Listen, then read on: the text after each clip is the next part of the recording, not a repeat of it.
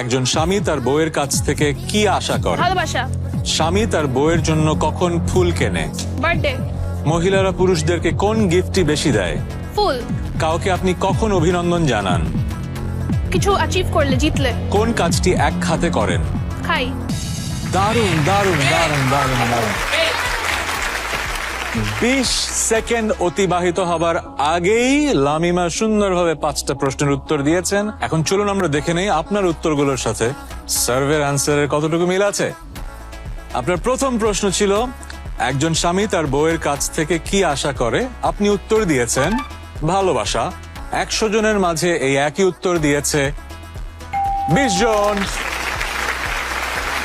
স্বামী তার বউয়ের জন্য কখন ফুল কেনে? আপনার উত্তর ছিল বার্থডেতে। 100 জনের মাঝে একই উত্তর দিয়েছে 23 জন। মহিলারা পুরুষদেরকে কোন গিফটটি বেশি দেয়? আপনি বলেছেন ফুল। 100 জনের মধ্যে একই উত্তর দিয়েছে 22 জন।